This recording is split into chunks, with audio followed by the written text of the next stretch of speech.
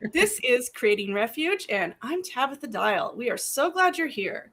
Creating Refuge is about big wins through small goals and celebrating the imagination and intuition.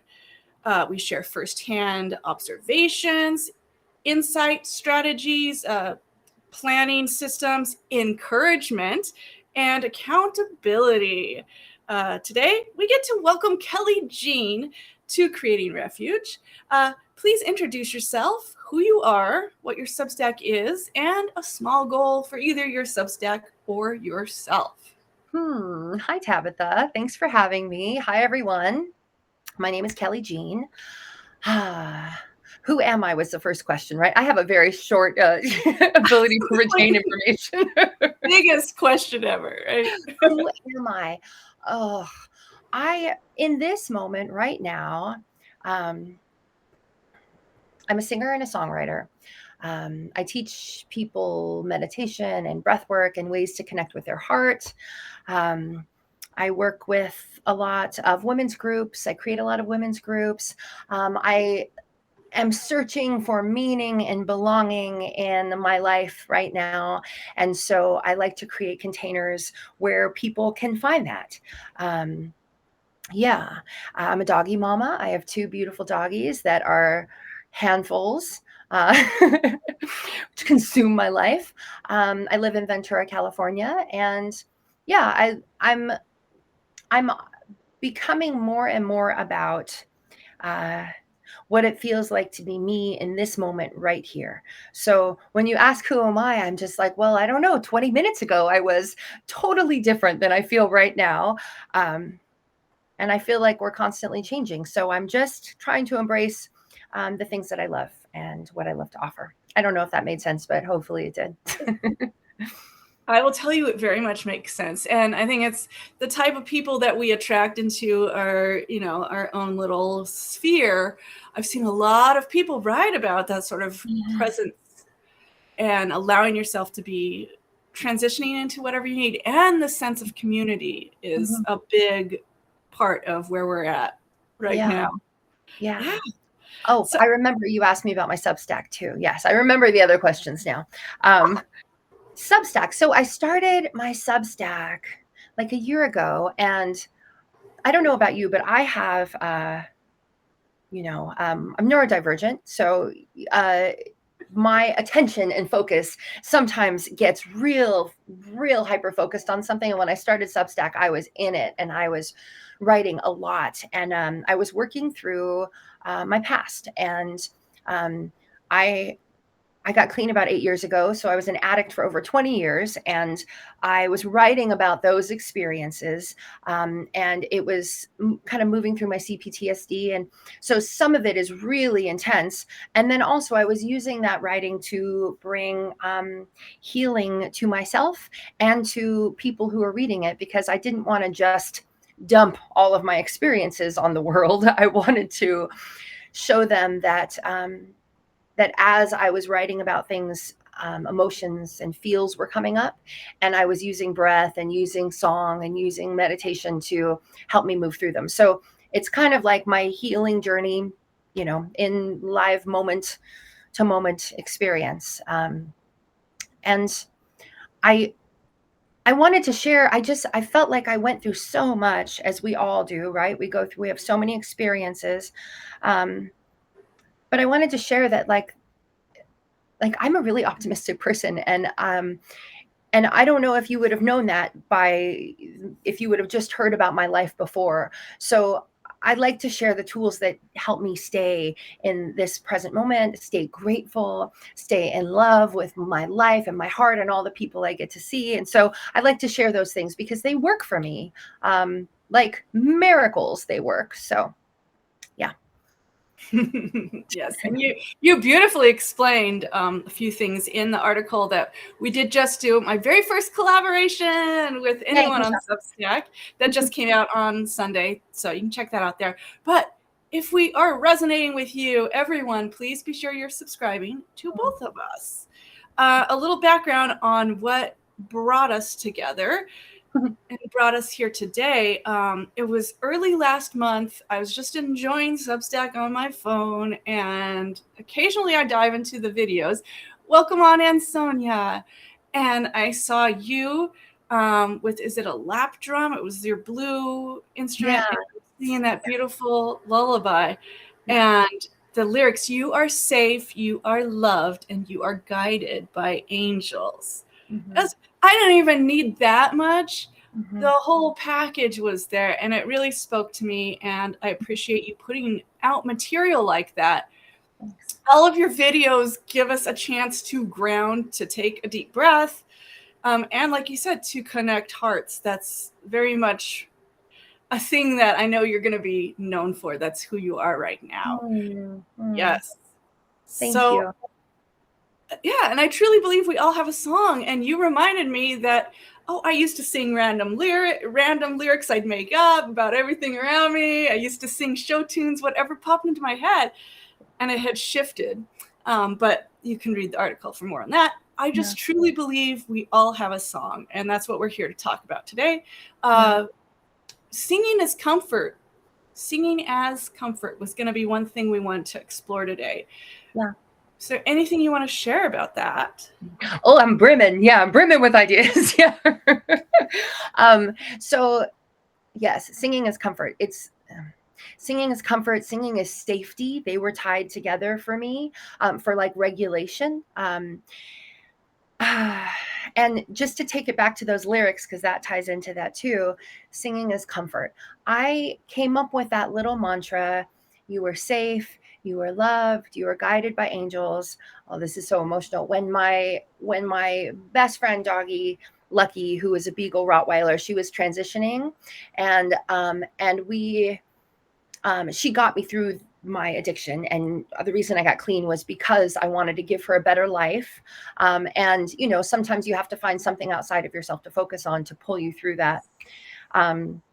So when she was transitioning and we were in our home, that song just came up and I started singing it as a mantra. And my best friend, who was there also, he started singing it, and we just were holding her and singing that over and over again.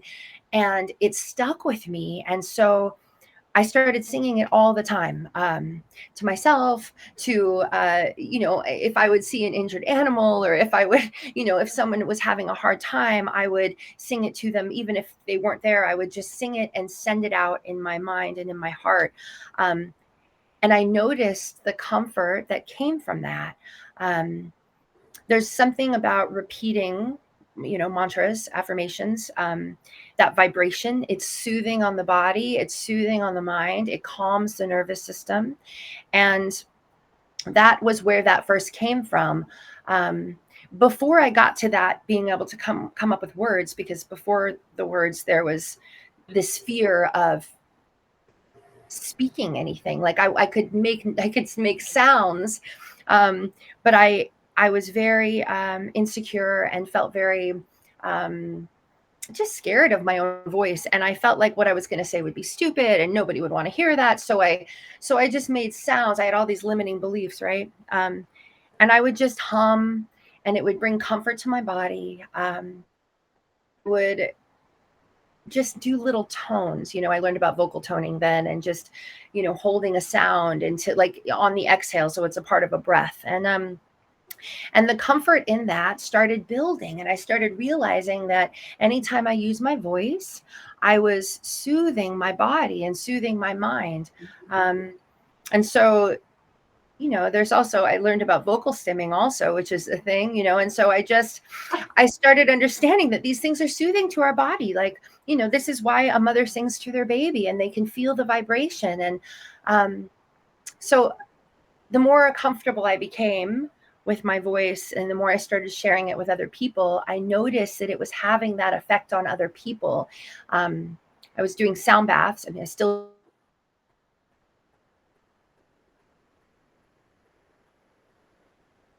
And sometimes the voice was more nurturing, moved, and they felt connected. So I was like, oh, they can feel like it was doing something in my nervous system. And that was helping them. We were co-regulating. And Oh, wow. it's wild. It's a wild thing because it's your essence, it's your energy, your intention. And once you've got that, once you're in your center and you're singing and you can feel that vibration and you feel that comfort, you feel that freeness, other people experience it too. So singing for comfort, I mean, I am constantly making up little things or doing little sounds. I don't know if a lot of people would consider some of the stuff singing because it's just sounds sometimes. I do a lot of these. That is so helpful. Yeah, all the time. Those come up in like guided meditation, and like some people will kind of laugh at it, and I was like, no, you got to try it. It really you get to a depth of relaxation. But I'm glad you brought up. Sometimes it's just noises. It took me to the memory of the familiar old musical, the King and I, or the King of the King of Siam or whatever. And she has a whole song in there where I whistle a happy tune whenever I am afraid. And I have done that. After that advice. Yeah, it's 100% that. In our article together, you did talk about like connection and healing, and your paragraph about that was singing gives voice to what lives within us. Feelings, prayers, grief, joy, and longing can move through us rather than remain trapped inside. In this way, singing becomes an act of creation. I love that I wrote that. That's so beautiful. I'm like, that's true. That's true. You wrote that. Good job. Thank you. So we're wondering, or I'm wondering, about any songs that helped shape your own journey. It's funny. There's been so many different, how we go through so many different chapters in our life. So, if I focus on this right now, when you said that just then, I went back to like childhood, and I was just thinking of songs. Actually, I'll just dive into that. But I used to really like "You Are My Sunshine," and I sang that a lot when I was a kid. And it came back around within the last 8 years as a song that I really enjoyed singing and playing on the ukulele. And just, it was it's actually, if you hear the whole song, it's not as beautiful. It's a little, it's heavy. But the first verse is beautiful. But that was a song that when I was younger, I remember just wanting to sing that all the time. And I was in like church choir and things like that when I was younger. I don't do that anymore. I like to sing in groups, but yeah, it's interesting. Now I like to do the first chant that came to me when I was first healing, and I was really wobbly. Like I never felt grounded. I mean, 2 decades of drug use every day. It's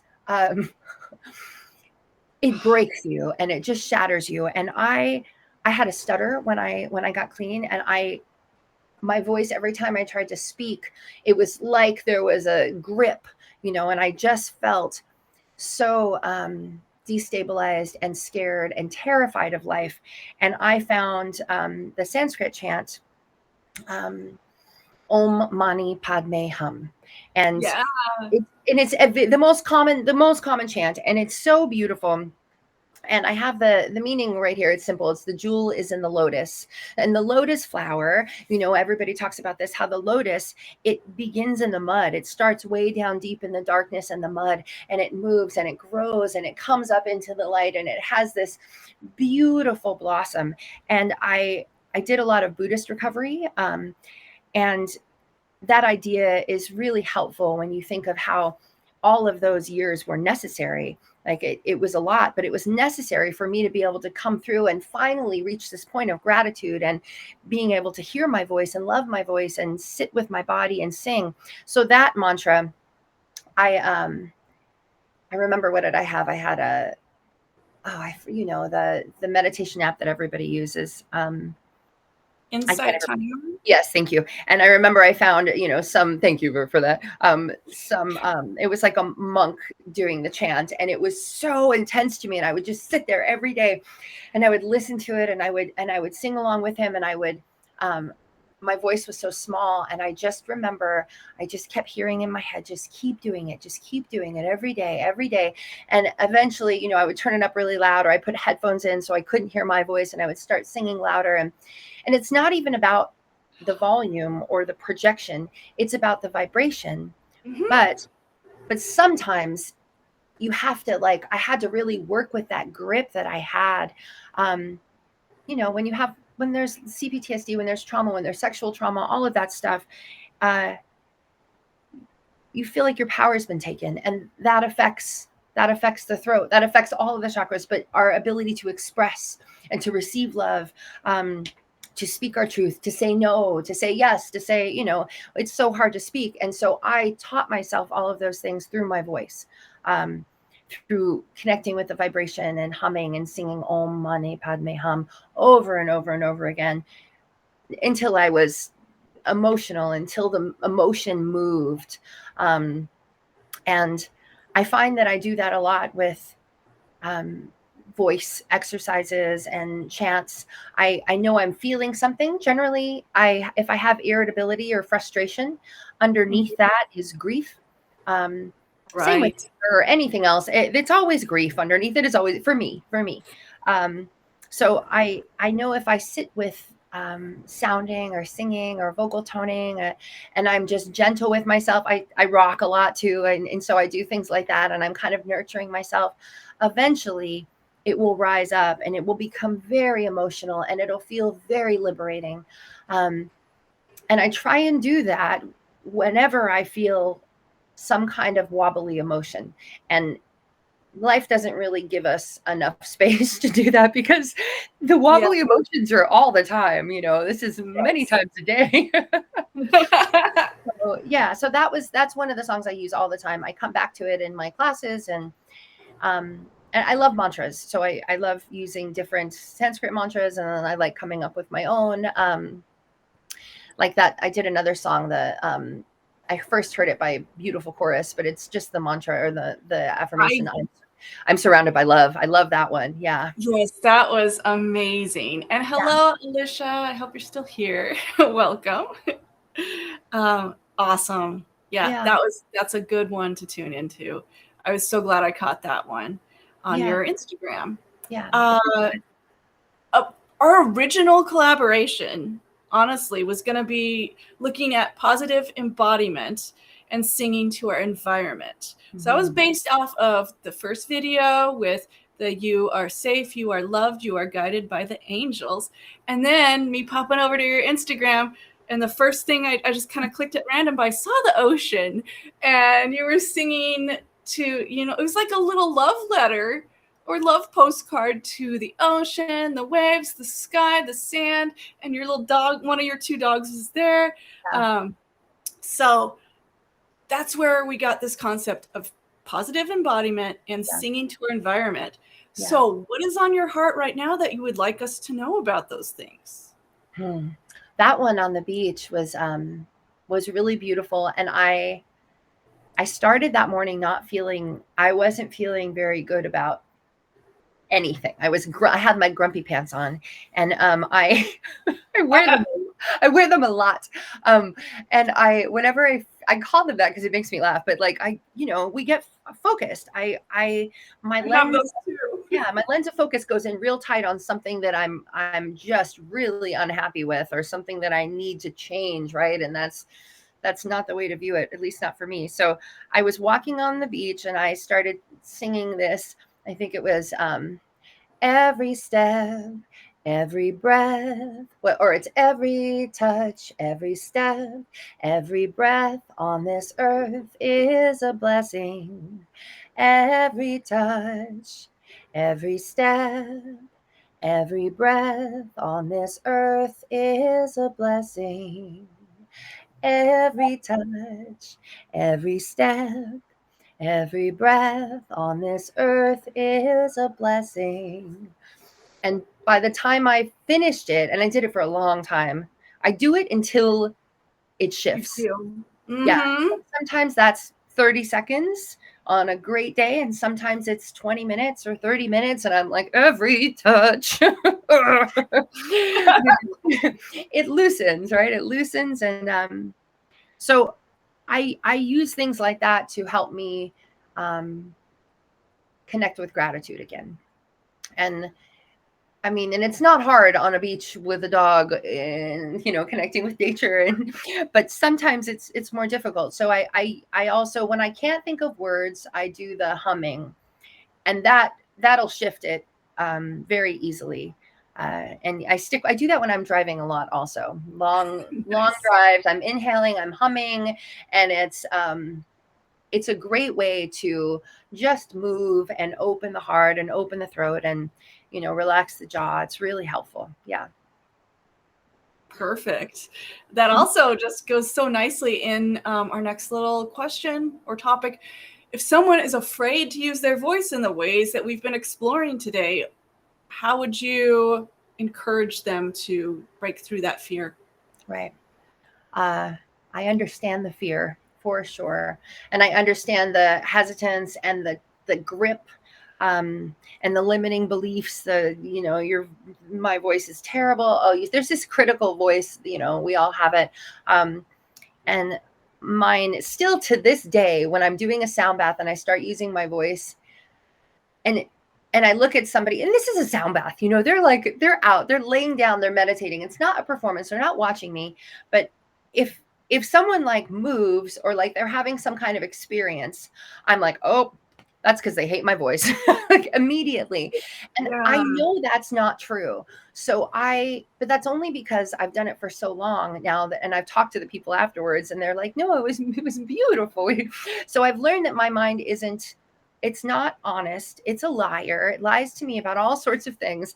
And it's protective, right? So it's doing it to protect. So a lot of this stuff, this fear that comes up when we want to express, it's protective. It's just wanting to keep us kind of small and safe and tight and tucked in. But that's not where we grow. We can stay there for a really, really long time. And the voice is such a beautiful tool. It's a gift. It's our medicine. It doesn't have to sound perfect. It's just about the vibration. It offers so much healing and soothing to our bodies. So I can walk us through a little experience. I was going to say, can you walk us through a little, like, 3-4 minute? Yeah. Yes. So I always start now. Let's not do this driving, right? I shouldn't have said the thing about driving. I said it's dangerous, but okay. So we can close our eyes if you feel comfortable, of course. So closing our eyes, we're just going to connect with our breath for a minute. You could even bring a hand to your heart or to your chest. Sometimes I tap, and it helps me feel a little bit more centered. And we just take a long, deep breath in through the nose. Big, full breath out the mouth. Inhaling through the nose. Exhaling with a sigh. Hearing that vibration on the exhale. Inhale. Exhale. Couple more like this. Inhale. Exhale. Noticing the softening in your body. Inhale. Exhale. Inhale. Exhale. Soften the shoulders and the forehead. I am safe in my body. Inhale.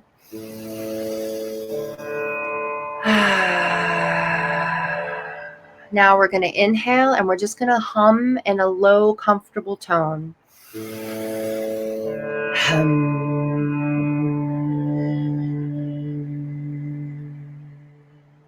And you just hum as long as you can without straining, and then you take another inhale and you start again.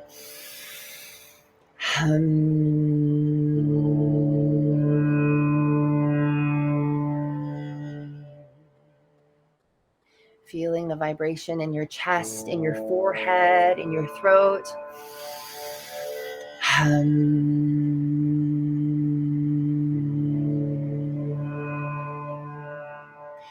And normally we would do this for about 5 minutes. And then when you're ready, you open up in the middle of the hum when the energy builds up into a ma, M-A. So it's like this. Hum,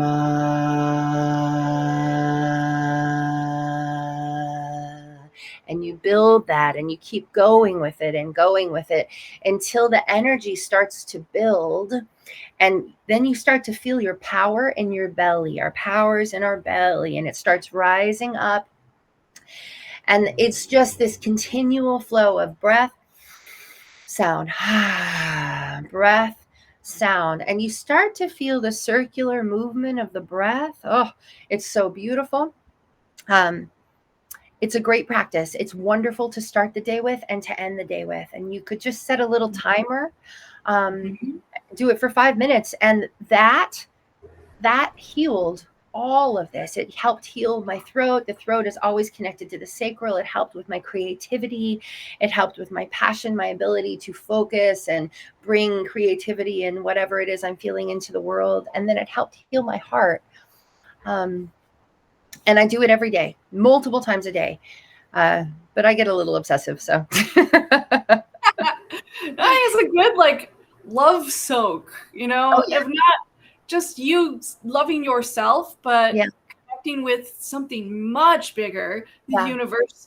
You spoke to using Buddhism to help you in your recovery, and I love that. I love that we brushed on that topic because it's very important. And actually, I've been in a relationship where recovery was a difficult thing, and recognizing that I can't fix, manage, control, etc.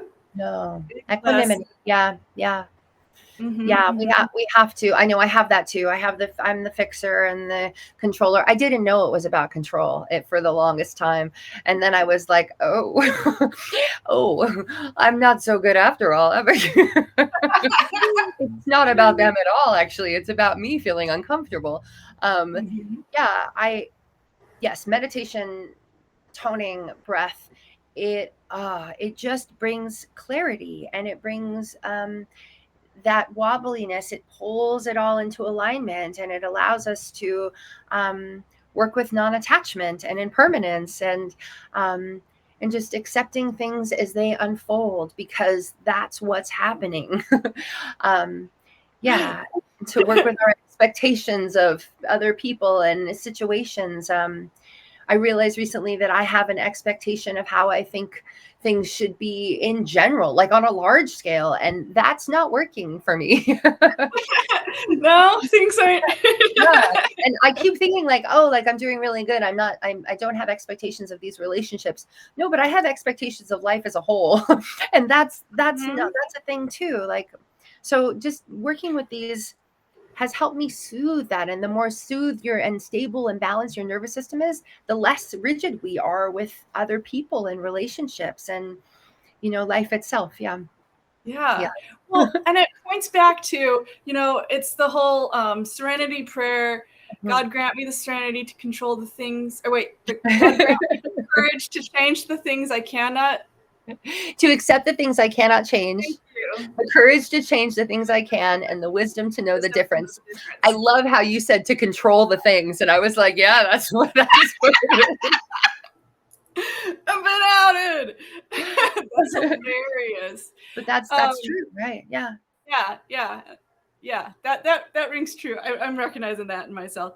Yeah. It goes back to that. And also, you are working on doing things already that are, if you can't, influence all the things outside of our control, at least you can make space for others, to step in and help themselves.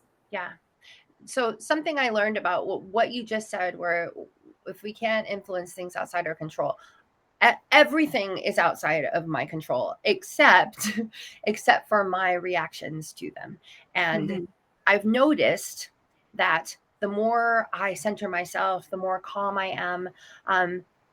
Not only does that create a sense of safety and home in myself, where I know and believe me, I'm saying all this, but I get rattled, and I have big fear that lives inside of me in certain type of situations. And so it's a work in progress, but I firmly believe that the more centered and the more connection we have to ourselves, and the safety we cultivate in our own bodies and our own minds and with our own emotions, um, that that's a vibration, that's an energy that creates a resonance, and it affects everyone and our surroundings. It affects the world we live in. It affects the world we're creating, because we're Mm-hmm. creating with our thoughts and our intentions and our words. So the more work we do on that, the more we can create, um, waves of change. And I've seen that work in personal relationships. I've seen it when I work on forgiveness with someone in my mind, and I send them thoughts of forgiveness. I love you. I forgive you for all the things I thought you shouldn't have done that you didn't do. I release you from all the bonds of fear, anger, shame, and guilt, that type of thing. And then I do it for myself. Those people soften towards me, and they don't know that I'm doing that with them. Like, I did it with my mom for goddamn like 7 or 8 months, like, because our relationship was so strained. And all of a sudden, out of nowhere, she starts sending me these green heart emojis, and she's saying all these soft things. And I was like, that's because I worked with the energy, and I softened whatever it was that the resentment I had towards her. I softened it, and she could feel it, and she softened too. So Wow. that's all vibration also. That's another podcast day. That's another live. Yeah. But yeah, that's a thing. So yeah, I mean, we work on that inside ourselves, and it goes outward. It always does. Yeah. It does. Yeah. It reminds me, I used to intentionally remind all these things I used to do that I Yeah. can put back in the mix. Yes. Sending out love to people randomly. Yes. Although I did do that. I did do that the other day. It was blessings. Good. Beautiful. That's so powerful. That's another thing that I do in the morning that helps me get out of my grumpy pants if I have them. Everybody I see, I smile, I say a greeting to, and if I can't say a greeting, then I say it in my mind and I send a blessing. But that's super powerful. That's great to do in Yes. meditation in the morning, because everything we put out comes back to us over and over and over again. The more blessings you send out, the more love you feel. Mhm. It's real. It's real. I Yeah. agree. And also, earlier you were talking about feeling that gratitude, that centeredness, and Mhm. how that softness towards your mother brought the softness back towards you. Hi, Yeah. Florence. I would go even further and say Yeah. when we're grounded, when we're centered, when we're grateful, all those beautiful things, it not only gives us that safety within ourself that you were talking about, Yeah. but it's that whole, and I feel kind of wobbly about it, but like the secret kind of mentality. Oh But yeah. it's neuroscience is very Yeah. real of when you're Yeah. embodying the nice things in life, you're receiving more of them. You're Yeah. noticing Yeah. more of them. So Yeah. it's just a win-win-win. Yeah. Yeah, I teach this yin yoga breath and sound every Wednesday night, and at the beginning I was like a little hesitant to include some of my more witchy magical things in it, but I just go full on now. So in the beginning we do this meditation. So because I don't know, they're coming for a yoga class, like I'm You not sure, never like, know. I agree. yeah. So but they've all embraced me. So but we do this meditation in the beginning, and we do this breath, and then we move into this creating an intention for the class, or I expand it, just an intention for your practice, for yourself or for someone else. And the way I guide it is, you visualize it in your mind's eye as if you're receiving it right now, because somewhere in some timeline, in some form of existence, you are embodying that energy. So feel it, visualize yourself, and then you use what you were just talking about, those elevated energy states of like gratitude. Wonder is a good one, like awe. I just gave myself goosebumps by saying awe. That's very, very interesting. Like that kind of feeling, like that, wow, like, isn't life incredible? Isn't it magical? So you have that feeling, and then you visualize yourself receiving this wonderful energy of like, isn't life amazing? Aren't I so blessed? I am so grateful for my life in this moment. Thank you. And combining those two together is so powerful, and doing it with a group of people, oh my God, I get emotional every time. And every time we do it, they dial it in. They're dialing it in more and more. And like, you can feel the energy in the room shift. Like, and it's wild. It's because they're all visualizing themselves in their best, most highest elevated state, like in joy and love and gratitude. And like, and then they become that, right? It's wild. Like, it's just, oh, I love it. I love it so much. Very exciting. Wow. I wish we had like another hour to talk. Oh my goodness. So on that note of I love it so much, a little call to action. Start a project, prepare yourself for a leap forward, or just create a sense of ease and comfort wherever you are. If you're ready, I would love to do a personal consultation or a tarot or tea leaf reading with any of y'all. So you can find out more about that and contact me if you want to see if you're a fit for the coaching consultations. Anything else, Kellyanne, that we need to know about you, your song weaving? I have a new offering that's coming up. It's online. It's a Zoom experience. Right now it's monthly, but I want to get it up to, every other week. It's next Monday. I think that's the 27th. At 6 p.m. Pacific time, and it's called Breath, Resonance, and Belonging. So it's 60 minutes of, we're going to drop in and do the breath. We're going to do the vocal toning. We're a little bit of time for sharing and connecting and just creating that space where we belong, where we co-regulate, we resonate with each other. So I'm excited about that. And that's in my link on my Instagram or through it'll be on my Substack. I'll put it on Substack. Yay. Very good. All right. Well, this has been wonderful. Thank you for being part of Creating Refuge. You're living it. You're doing it. I thank you so very much for your gifts today, and keep up the great work, right? Thanks, Tabitha. That was wonderful. That was a great experience. Thanks, everybody. Yay. All right. Thank you, everyone. Take care. Bye. Bye-bye.